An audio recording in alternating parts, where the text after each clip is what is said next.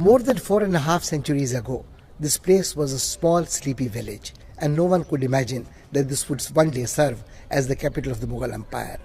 Akbar decided to found a new city here. He was fresh from the victory of Gujarat, and the place was aptly named the City of Victory, Fatehpur. This is where Mughal-e-Azam, the grandest of all Mughals, Akbar, held court, surrounded by his 9 gems. This is where the peerless musician Tansen practices art, and Birbal his statecraft. There are dozens of other names, Abul Fazl, Faizi, Raja Mansingh, Jodhabhai, who are associated with this place. The feeling which one gets here is one of grandeur.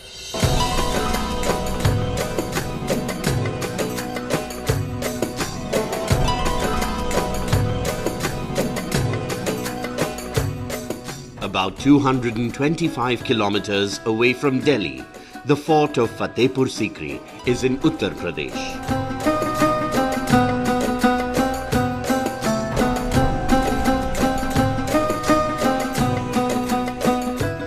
Akbar built it not just to impress the world with his power and riches. His real purpose was to bind together the far-flung regions of his vast empire with the thread of unity.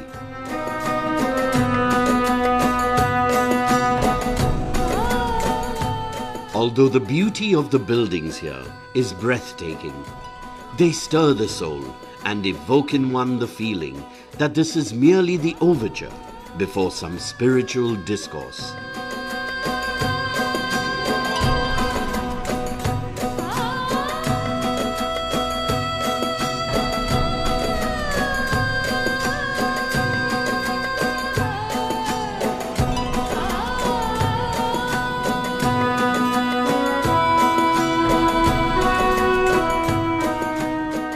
Akbar was greatly attached to Sikri. 2 of the happiest memories of his life are associated with Sikri: the conquest of Gujarat and the birth of his heir, Prince Salim.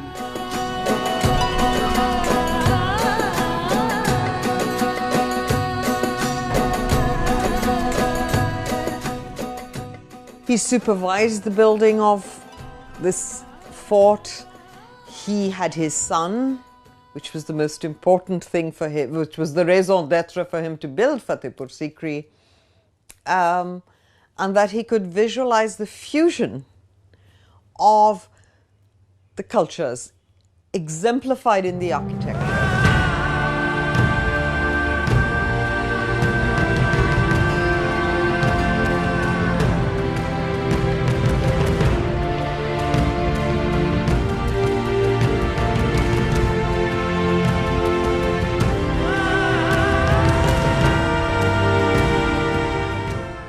Fatehpur Sikri is recognized by its most prominent landmark, the Buland Darwaza. This grand entrance to the inner precincts easily dwarfs other structures in the compound. The moment you reach this threshold, you are made aware that you are about to enter an exceptional place. You become conscious of your responsibility to conduct yourself with corresponding dignity and grace.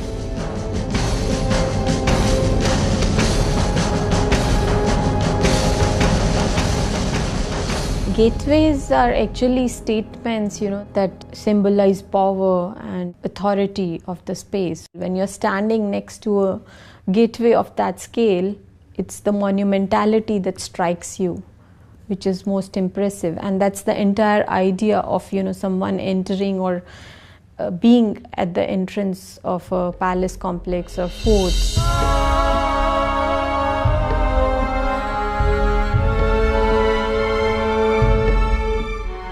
Emperor Akbar was deeply influenced by Sufi saints, and some historians believe that he chose this site for his new capital because this was the seat of the famous Sufi saint Salim Shah Chishti. It was he who had forecast the birth of a worthy heir.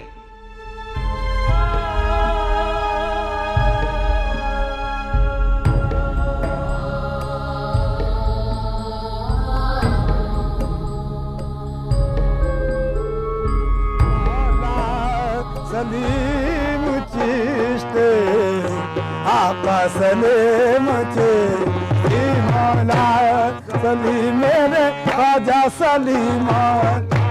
Salim Chishti आका सलीम चिश्ती मौला आबाद कर दो दिल की दुनिया सलीम चिश्ती आबाद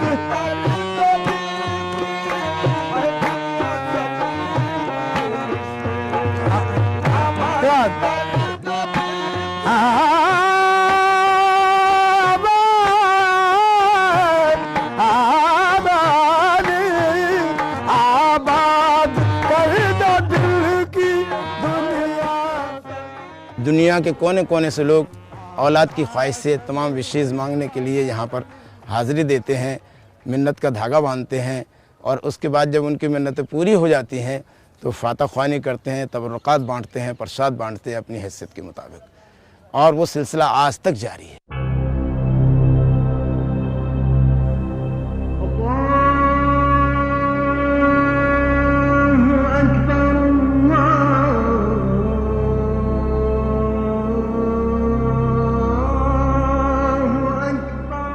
Emperor Akbar respected all religions.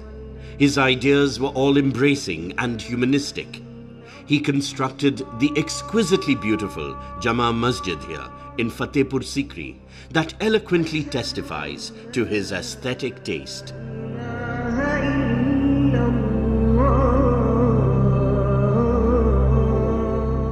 इस मस्जिद के अंदर चले जाइए तो आपको ये मालूम होगा कि आप किसी जैन टेम्पल में आ गए। आज भी जैन आर्किटेक्ट मौजूद है, हिंदू आर्किटेक्ट मौजूद है, डेजेंटिनी आर्किटेक्ट मौजूद है, महलों में बुद्धिस्ट आर्किटेक्ट मौजूद है।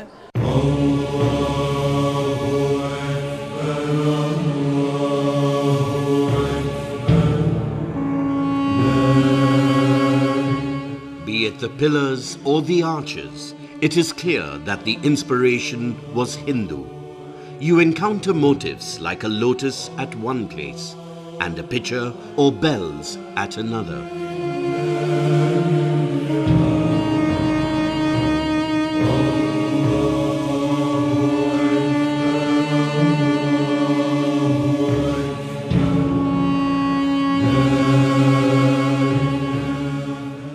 Among the names of great men who have ruled this country, the most memorable is that of Akbar. Not because he was a great conqueror or warrior, but because he had the wisdom to realize that the emotional integrity of this country was more important than anything else. The political independence and geographical integrity could only be preserved as long as there was this emotional bonding.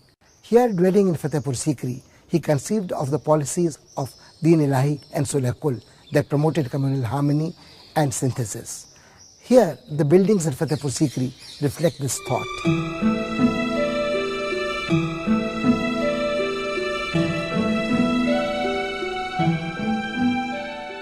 Panch Mahal is a 5-storied open pavilion without any walls. The 84 pillars supporting the roof are decorated with fine carvings.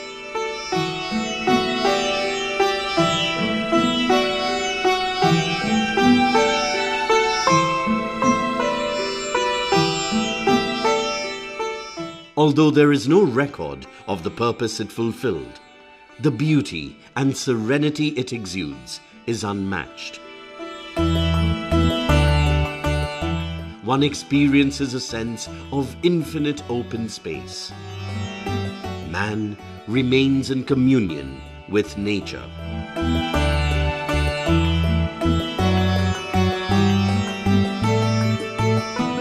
The most unique aspect of Fatehpur Sikri, in fact, is a reflection of Akbar's own personality. It was the beginning of a secular era that he was starting.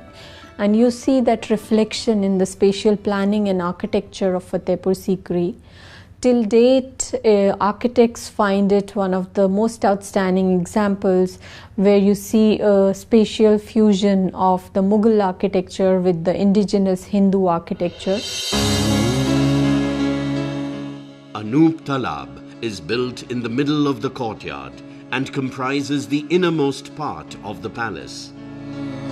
We are told that it was used as an open-air arena for musical recitals to regale the emperor.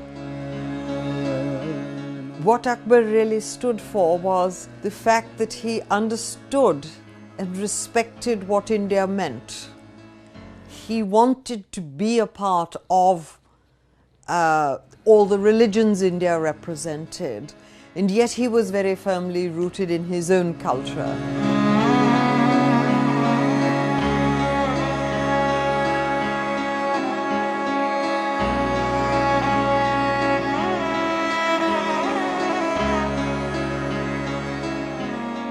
This sanctum was used by Akbar for his residential apartments. This also housed his library, where his priceless manuscripts and paintings were preserved.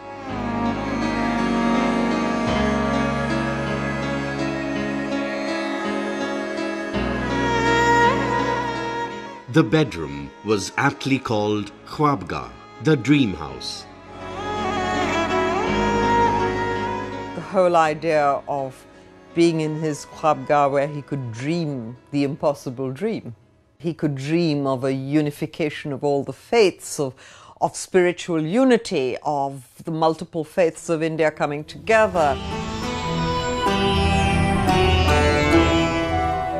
Akbar participated in metaphysical debates and at times settled intellectual disputations in the Ibadat Khana and Diwan-e Khas. It was here that he founded Deen-e-Ilahi and formulated the policy of Sulh-e-Kul that established lasting peace between the Rajputs and the Mughals.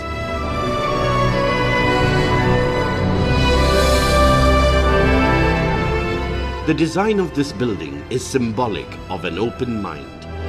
The massive central pillar represents unity in diversity. It has also been suggested that it replicates the Axis Mundi.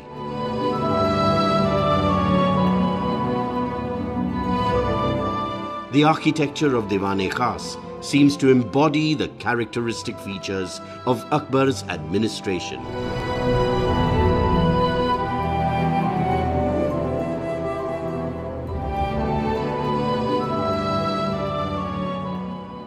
It was a place of great intellectual discourse, high governance. I mean, he had his Navratans, he had wonderful principles for building and consolidating his empire. This is where Akbar changed how the Mughals were going to rule India. It's where he defined inclusive systems of governance. He brought Jodhabai, he had his son. He celebrated his victories, he celebrated being the great Mughal emperor. So in many ways, Fatehpur Sikri was his statement of empire.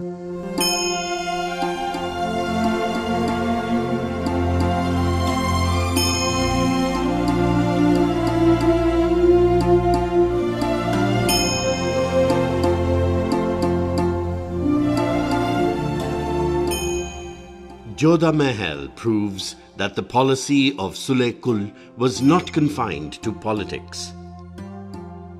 Akbar really desired to introduce Hindu Rajput traditions in imperial public life.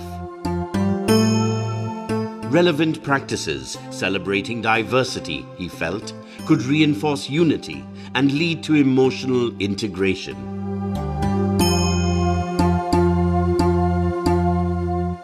He began this task with his own family.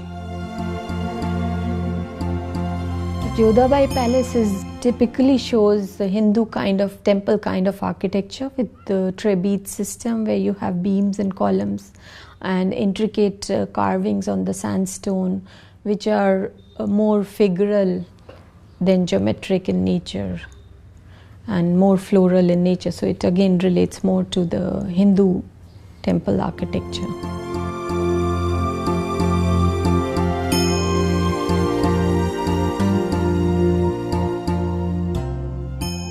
The style of Jodha Mahal is resilient and syncretic.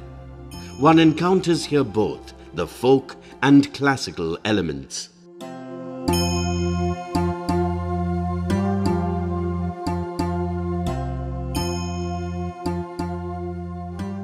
It is said that this palace was constructed under the personal supervision of Jodhabai, and she was the source of inspiration for the master craftsmen at work.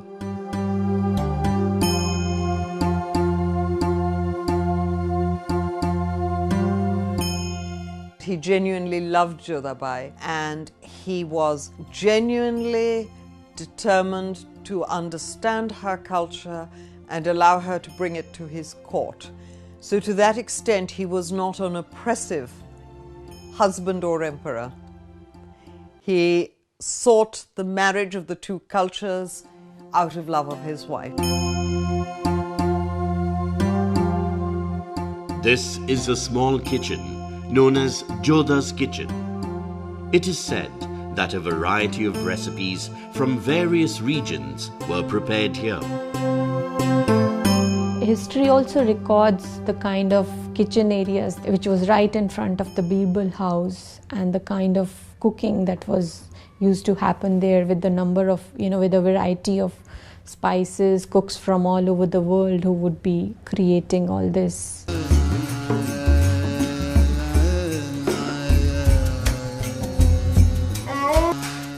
The Mughal Empire was at its zenith during the reign of Akbar. Traders from different countries came to Sikri. This caravanserai tells us that the glory of the Mughal Empire depended not only on its military might, but also on flourishing trade and commerce.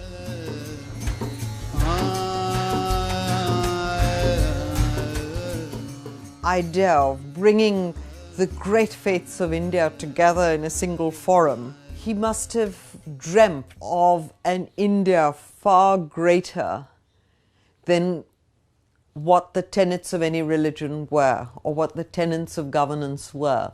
And so he was light years ahead of his time as a visionary king.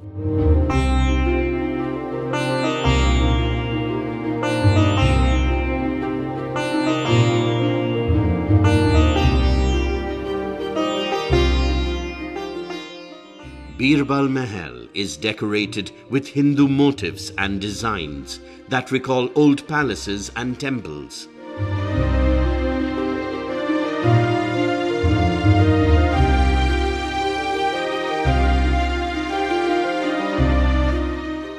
Raja Birbal's name is inseparable from Emperor Akbar's. Anecdotes project him as a wit and court jester. In fact, Birbal was an able administrator and greatly respected by his sovereign. When Akbar founded Din-e-Ilahi, Birbal was the first convert.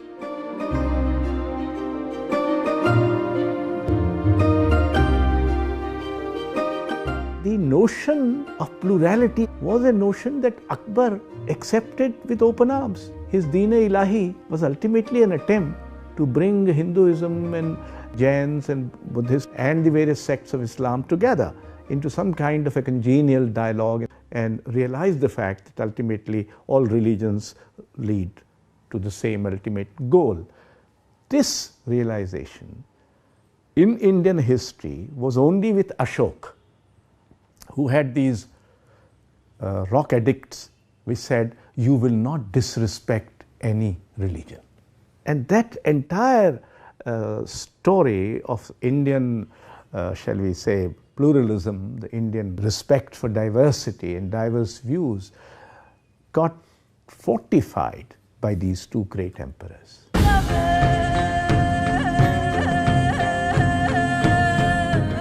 Diwan-e-Am is an open courtyard where Akbar gave audience to his subjects. European travelers who visited Sikri during his reign have chronicled its pomp and opulence in a fascinating manner.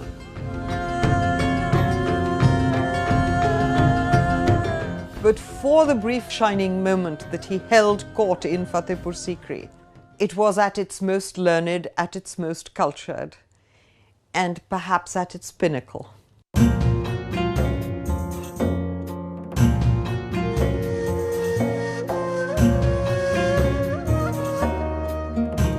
This is Turki Mahal. Akbar was very excited and enthusiastic about his new capital. Indigenous artists and craftsmen were invited from various places to contribute to the building of Fatehpur Sikri. Whatever took the emperor's fancy was recreated here.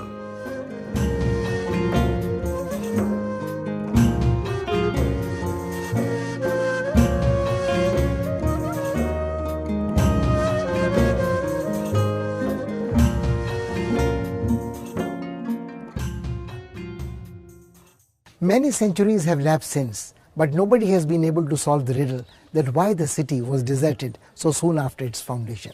Some say it was the curse of the Sufi saint, whose meditation was disturbed by the hustle and bustle of the newly found capital, the movement of the army and the troops and the guards. Some others have suggested that Akbar himself tired of his new toy. His mind was distracted. He wanted to conquer Kabul and found it prudent to shift the capital to Lahore, where from the military campaign in the northwest could be conducted much better. Some historians have suggested the flaw lay in the original design. Nobody in the early enthusiasm had cared to find out whether there was enough water around to sustain a population of a capital. Whatever be the reason, the city was deserted, the forest took over. But the work started here in Fatehpur Sikri never stopped. The seed planted struck roots, deep roots in the soil of this land, and the branches spread out. We see the reflection of Fatehpur Sikri in succeeding centuries in many parts of India, of cultural synthesis, of communal harmony. The priceless heritage was preserved and maintained.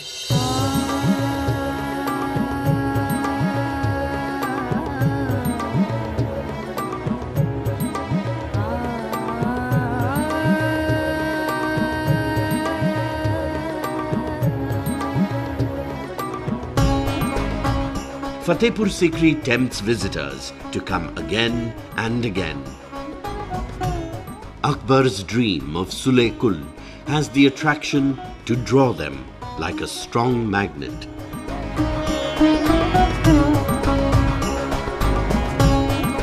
If I go to Fatehpur Sikri as a tourist, I would love to be able to understand and feel the dreams that Akbar dreamt, and to be able to understand the multiple layers at which life must be lived. There must be high sport, there must be great intellectual discourse, there must be profound spiritual belief. There must be everything. When we visit Fatehpur Sikri, we need to dream, because it would be as relevant today as it was then.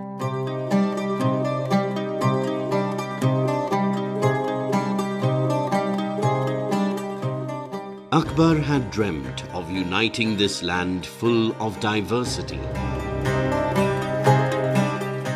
One day, he marched out towards the frontier, to the northwest, to extend the boundaries of his empire, never to return. It didn't take long for the sun to set on this dazzling city. When the sky is tinged with grey, mixed with scarlet at dusk, it seems that Sikri still awaits the return of those who left it suddenly, without notice.